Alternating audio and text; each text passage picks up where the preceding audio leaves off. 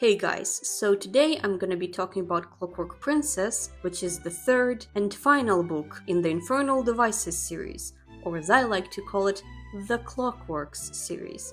And overall, I loved it, just like I loved the first two books. The strongest point of this book by far had been its characters. It made me feel for and care for every single character, as far as the main cast is concerned. It also kept our villain Mortmain interesting. They all feel like real people by this point, and they're now living rent-free in my imagination, all of them. The plot was overall engaging, the story felt fast-paced. It was not as fast-paced as the first book, but it still was fast-paced enough to keep things exciting. There were other small things that I loved about it, but I'm gonna talk about them later in this video. Where it fell short for me and why I can't give it a 5 out of 5 star rating is because there were things within the plot that were just inconsistent and broke the internal logic of how the magic should work. So I just can't overlook them, and I have to go with a 4 out of 5 star rating on this one. Now I'm gonna move on to talking about characters, so there are gonna be spoilers, so if you haven't read this book yet, then please do that first, and then come back for this part of this video later. So this out of the way, I'm gonna talk about characters. And of course, I first need to talk about our main character, Tessa. I already loved her from the previous book. She's assertive, she's brave, she cares for others. She also makes a good amount of mistakes, but they're the type of mistakes that most people would have made if they were in her situation. She agreed to help Mortmain by shape-shifting into his adopted father in exchange for Yinfen, for Gem, which, since Gem is dying without it, is a reasonable thing for her to do as an attempt to help prolong one's loved one's life. She forgets to hide her Clockwork Angel necklace while trying to fool Mrs. Black into thinking she's someone else, which is an oversight that most people would have made in her place, especially after just being miraculously saved from dying and walking for hours to find an abandoned house to stay at. She was tired, she was exhausted, she forgot to hide the necklace. A lot of people would have done the exact same thing in her place. She decides to rush into the fight instead of staying back in the Institute, which is what led to her being captured in the first place. But she was always doing that. Will and the rest of the Shadowhunter gang were fighting. She couldn't just stay back and watch. Those mistakes make her more relatable. They make her more like us. And despite her mistakes, she is quite smart and resourceful. She made a run for it away from Mrs. Black's carriage the second that the opportunity presented itself. She tried her best to appease Mortmain while being kept hostage by him, and she was the one who saved the day by coming up with the genius idea of turning into the angel that was imprisoned in her clockwork necklace. She is overall just a really good protagonist and a hero. Moving on to Will. Will doesn't have to pretend to be a jerk anymore, but old habits die hard. He does start to act a lot better, but he still makes rude jokes from time to time, which gives a good amount of comedic relief. He still has his mischievous and spontaneous side to him, but he's not an outright jerk anymore. It also starts to show a lot more about how much he cares for Tessa. He goes alone on a mission to save Tessa from Mortmain despite the risks. It was not the smartest idea, but it demonstrates how much she means to him. And every time they were having these meetings to discuss what they should do in the Institute, he would bring up how important it is to get Tessa back from Mortmain. I'm not as Team Gem anymore. To be honest, I love both Gem and Will for Tessa in this novel.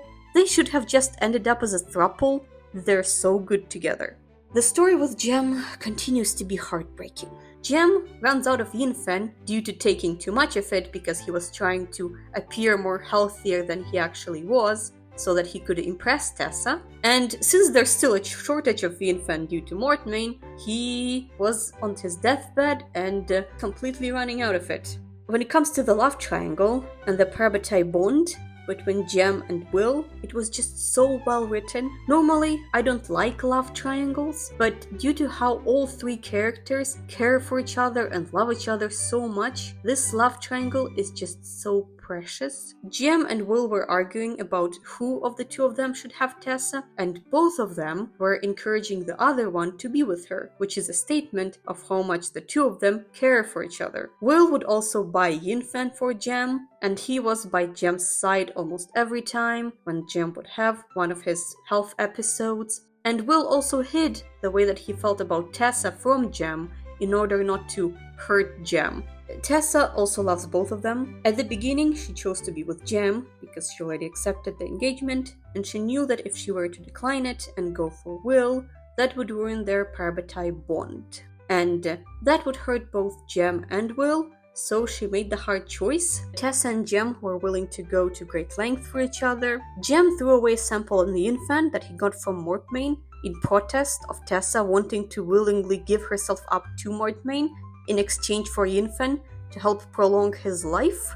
Jem also chose to become a Silent Brother, and within the Shadowhunters universe, the Silent Brothers is this monastic order, and they're different from normal Shadowhunters as a result that cured his Yin-Fan problem. But Silent Brothers are not allowed to get married, they're not allowed to have children, they're not allowed to have families really, so as a result, he could not be with Tessa anymore. So after that, he allowed Will to start dating Tessa, and only after that did Will start dating Tessa. There was one controversial moment where Will and Tessa slept together, but at that time she thought that Jem was dead, and she thought that they would end up being dead soon as well, and she did love Will also, and Tessa didn't want to end up dying a virgin, so she ended up sleeping with Will. A lot of people consider that to be a betrayal, but I don't think that way. I mean, they were about to die and they didn't really have enough time to mourn, so they decided to do it. At the end, Tessa does end up with both Jem and Will. Will in 1878, and then Jem all the way in 2008. Because Silent Brothers age really slowly, they continued meeting each year, once a year, and then in 2008, Jem found a cure and turned back into a normal Shadowhunter. The book ends with the two of them getting together again, and throughout that whole thing, there's this huge theme of loss and grief. Because Tessa is immortal and Will is mortal, Tessa eventually and inevitably ends up outliving Will. So Will died, and Tessa had to go on living and dealing with the pain of losing the love of her life. And then presumably, she had to go through the same thing again with Jem. Well, unless Jem becomes a vampire, or they somehow die together in some sort of an accident or a battle. Usually this elephant in the room of immortal with mortal relationship isn't addressed, but Cassandra tackled it head-on, describing it in poignant details in the epilogue. So, Jessamine. Jessamine dies in the automaton attack in front of the Institute. She is described as being broken down by the Silent Brothers. I feel for her despite her being a traitor. I don't like her being resurrected as a ghost that much. I would have rather her stay dead. I feel like that would have made her death a lot more impactful. Charlotte is back to being a great leader in this book. Similarly to how she was in the first book. She's tough when she needs to be, she's kind and comforting when she needs to be. This dynamic is especially true with Gabriel. She had a tough conversation with him while accepting him into the Institute, but then she showed kindness and empathy towards him over the loss of his father, Benedict Lightwood. She actually starts doing her role as a leader well.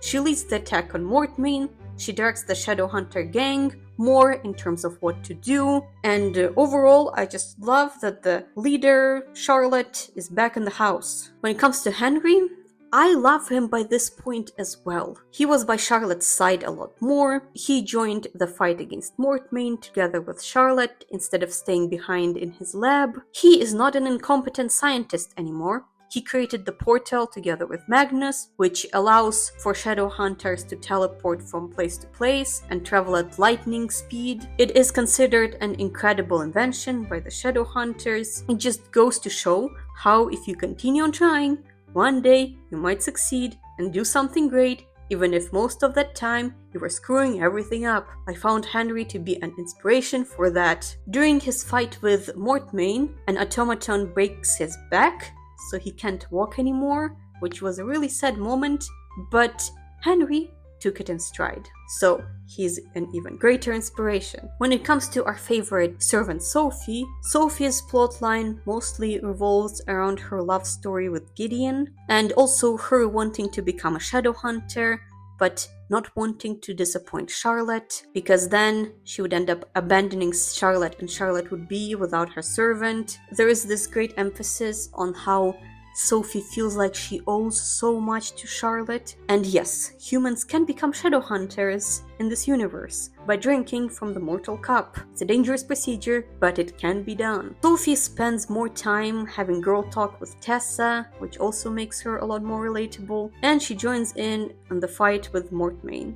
Gideon is in love with Sophie. He tries to get together with her. Sophie also has feelings for him, but at the same time, she knows that it would not be proper due to her being a servant and him being more upper class and essentially being her employer, if you will, even though technically she's employed by Charlotte. Sophie and Gideon come from different worlds as far as wealth goes, and this is perfectly exemplified by the scones scene. Gideon ordered Sophie to bring scones just to see her more, without realizing that it's additional work for Sophie, and so Gideon just made Sophie do a bunch of pointless work. And he was a bit of a spoiled rich kid with that one, which sadly does happen quite often in real life. Rich people would often do this sort of thing without thinking the effect that it would have on their employees. It was very realistic for Gideon to behave in this way, since he came from a wealthy background. Gideon does learn his lesson to not behave in this way anymore due to how angry Sophie has been. Gideon's proposal to Sophie to get married, when he blurted it out in front of Charlotte, was also so awkward and funny but adorable at the same time. Sophie does end up ascending and becoming a Shadowhunter and marrying Gideon, so their love story has this good ending to it. Gideon was also ordered to spy on Charlotte together with Gabriel by Council Wayland. Otherwise, he threatened to make them humans and take away their wealth from them. And since poverty is rampant, they reluctantly agree. Gabriel and Gideon are just forever spies in this story. But Gideon and Gabriel pretend to do it instead and write this masterpieces to him. This just shows how loyal Gideon is to Charlotte and Sophie. He was willing to do this even though it put him at risk with Wayland. Gabriel also agreed to do that, but he almost wrote a condemning report on Charlotte to Wayland after Wayland made Gabriel believe that his father's death was Charlotte's fault, which, in a way, it was.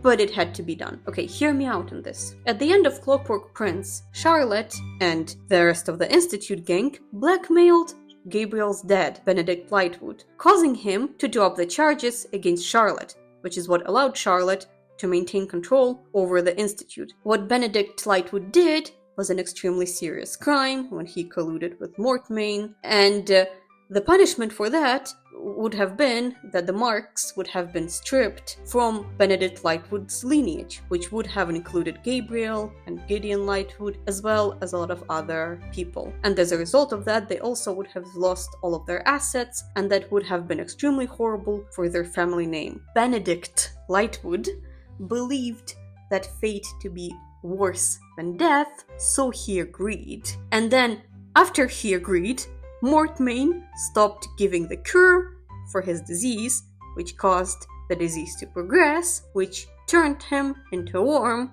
which then made Gabriel have to kill him. So, if you think about it, it is kind of Charlotte's fault that he ended up dying, but also it had to be done. I mean, technically Charlotte was supposed to report what has happened to the Clave, but that arguably would have been even worse for Gabriel and Gideon and the rest of the family. So what she did was actually merciful in a way. So Gabriel almost turned to the dark side, which makes him more relatable as well. People falter and have setbacks, and they don't start acting all perfect even when they're becoming better people. It doesn't happen overnight.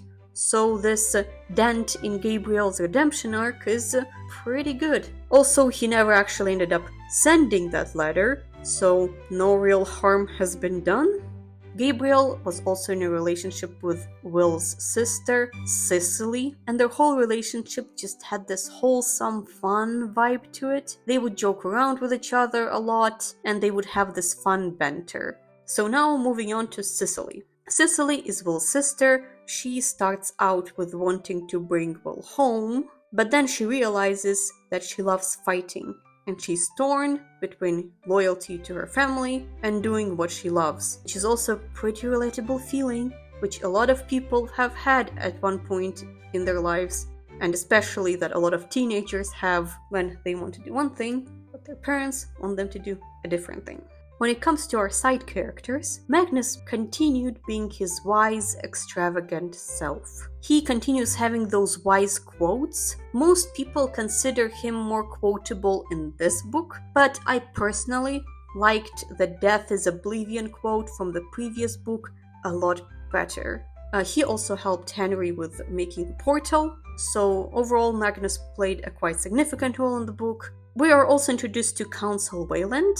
He is more of a side character than a villain. He's not working for Mortmain, and what he did in terms of being against Charlotte was just Shadowhunter politics. He was angry at Charlotte for not reporting Benedict Lightwood's situation, which is fair. I mean, this is the type of thing that one should report to his or her boss, you know? He also wanted to get rid of Charlotte because she started disobeying him more and, well, because he's kinda sexist. Then Mr. Starkweather also makes an appearance. I'm going with Mr. Starkweather because I still have no idea how to pronounce his name, so I'm just gonna call him Mr. Starkweather, okay guys? He is our favorite racist grandpa, and he got his poetic justice with Tessa. Turns out she's his granddaughter, and he decided that his family is more important than his hatred for the Downworlders, and that he's not a racist grandpa anymore. Him welcoming Tessa into his family and allowing for Tessa to be part of his family is just a really sweet moment. Then there's also Woolsey Scott, who is a leader of one of the werewolf clans. He's funny and he tells the quiet part out loud that no one wants to say about Jem dying. He's really hilarious when it comes to that. Now, moving on to our villain, Mortmain. Mortmain is quite intelligent, he's calculated, he fooled Tessa into helping him by turning into his father, and then revealing the information about how to bind the demons to the automatons. His plan with automatons overall is quite genius. Since they're not made of heaven or hell, Shadowhunter magic essentially doesn't work on them, and by binding demons to the clockwork creatures, he now has intelligent automatons, on which magic still continues to not work, so they become this extremely difficult threat to defeat and deal with. He also doesn't care about anything but his goals. This is evident in how he killed Mrs. Black the second that he had Tessa and didn't find her useful anymore. He doesn't even care about those who are on his side. Alright, so moving on to plot. And I loved the beginning of the book. The book starts with Benedict Lightwood turning into a worm. Yes, a literal worm, like in Dune.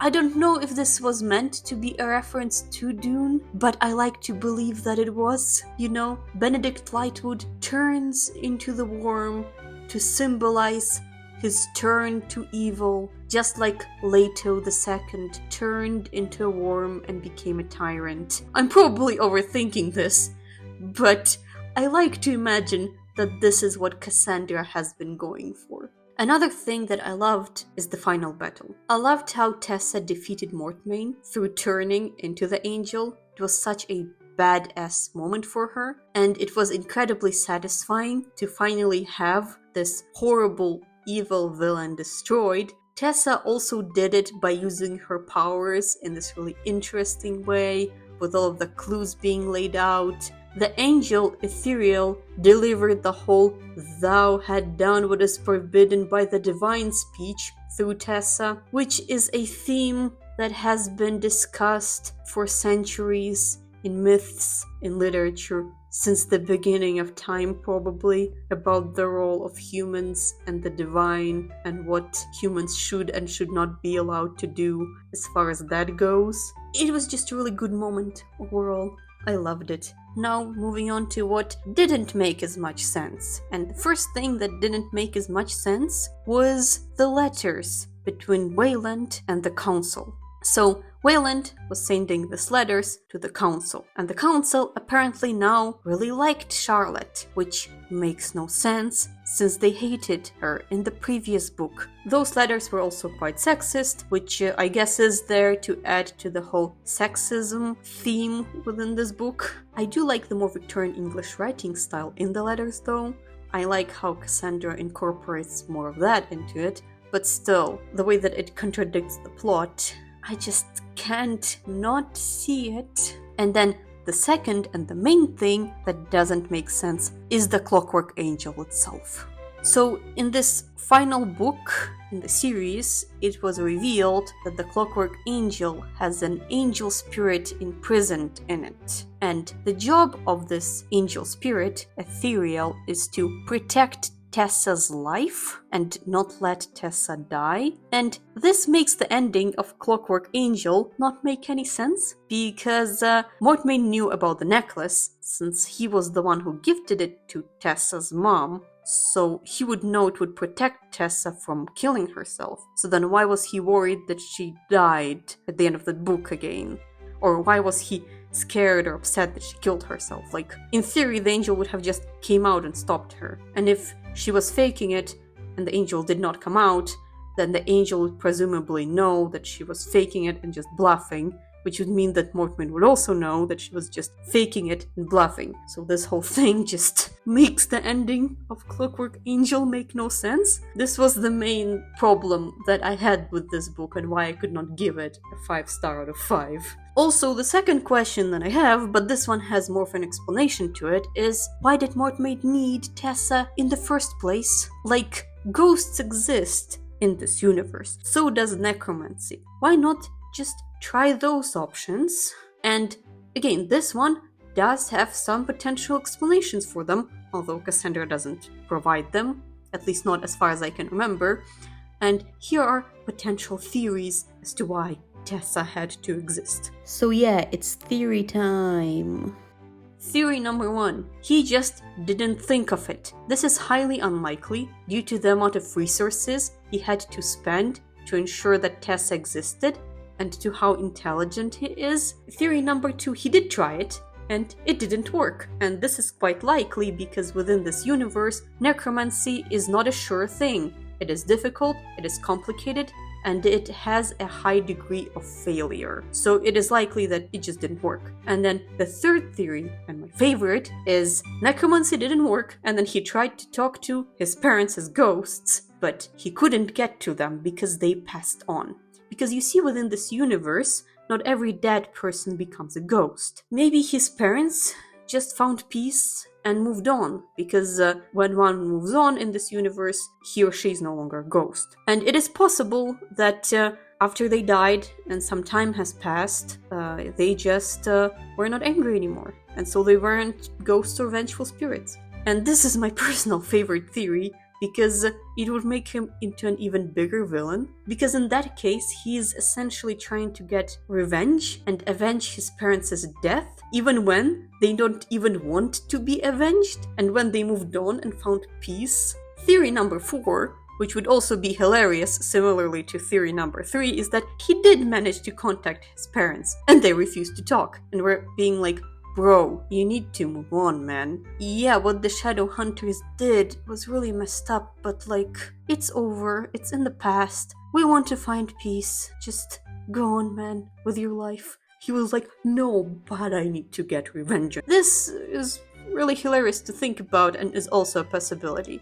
So this one isn't as much of a plot hole. There are reasonable theories as to why this could be the case, and some of them would be pretty hilarious. And then there's also the whole problem with the timeline. The timeline of this book, together with the 2 previous ones, doesn't make much sense, because based on the speed of the events, it should be around summer or maybe fall at the end of Clockwork Princess. It should definitely not be December, which is when apparently Clockwork Princess ends. Yeah, the timeline is just not the best thing as far as this novel goes. So yeah, thanks guys for listening. I hope you enjoyed this review, and I hope you tune in next time. Goodbye.